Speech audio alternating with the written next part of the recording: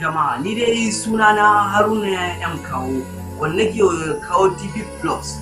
To ni dai asalin fara game ɗina ina zaune ina da aboki wanda ake kiran shi Ali, amma jama'a ba san yi da Ali ba. Ba sun fi sanin shi da ɗan gata. Muna zaune a gida yake rubuta labari, shine ne yace iya so mu zo mu da shi mu haɗu muna yi.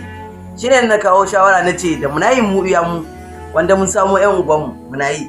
To muna yi wani suna cewa banzaye ne mu ba mu iya komai ba. Shi da ma asarar kashe wando ne wannan. Muna yi hawa suna zagin mu akan muna abu ana cewa hirme ne. Muka yi hakuri muka ci gaba da yi. Har yau har gobe ga shi nan manya ma sun taso suna cewa mi da su. Kuma mu ma din abin ya fare mana daɗi, daga wani garin ma zuwa ake cewa mi da su.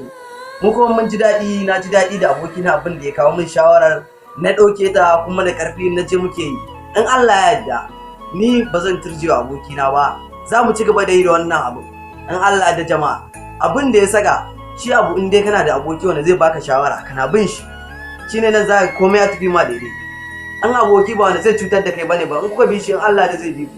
Yan garinmu suna zagin mu, to amma yanzu a ce yau za mu haska bidiyo, yau yaran Kawo duk shekara sun taho da wanda mukiyan namu da masoyan namu duk sun zo sun ga yanda muke yi. Wani ma mukiyan namu cewa yake mai da shi a gidanmu a nan unguwarmu ma zagin mu ake cewa mu ba mu iya komai ba. To amma haka da ni na ce na daina, shi abokina ya ce ba haka za a yi ba, in ka daina to dariya za su yi mana nan gaba. Ya ce da su yi mana dariya wanda mu mun turje dariyar tasu sun goma mu za mu na musu dariya. Ina na ce to ba komai. Kuma shi abokina na da kuke gani iya rubuta waka, ayo iya rubuta kasida, ya guri dan Allah iya rubuta kasida ne. In ya rubuta kasida a yaran unguwarmu tun a wancan azumin yake rubuta kasida, yau shekara guda iya rubuta kasida. Yara ɗan gidansu ne ma yake cewa wannan mahaukaci ne, shirme ne, ba zai iya komai ba. To amma yanzu gashi na Allah ya taimake yayi kasida kwaya uku. To wannan ba farin jini ba na jama'a, yanzu kasida hisso ake yi. Yanzu kuma yaran nan Allah ya kara mai nasibi, kusan nan gaba ba. Ni dai dan Allah da Annabi fatan da nake yi, kowa ku na haɗa kanku da abokanku ku na haɗa. Dan abokinka ya kawo mu abu in dai na arziki ne ku bi shi. Wai kaman bidiyo in yace ku yi to ku yi. Nan gaba ba ku san arzikin da zo muku ba. Yanzu nan muna da Kawo TV Plus, shi ne ya fare mana. Yanzu nan gaba yaran nan ya iya editing, ya yi bidiyo ma yake so ya haska ma komai ya iya. Yaran nan ai Allah ya kara mai nasiba. Mu ma nan gaba mu ma so muke nan, ni ma nan gaba so nake ni ma in bi shi. Wala so nake in bi shi.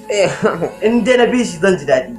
Ni na fi so ni ma aikin da yake yi in zo in bi ni nan ma ni ma wata ana cewa ni ne nan wani yake zuwa yake ga yara abubuwa. Jama'a wallahi Allah abokina ba mutunci bane, masoyina ne Allah da. Yanzu nan gaba ku je ku muna da Kawo TV Plus, je ku abin nan muna da kunji abin nan channel, muna da channel Kawo TV Plus. Ku je ku rubuta Kawo TV Plus a channel din.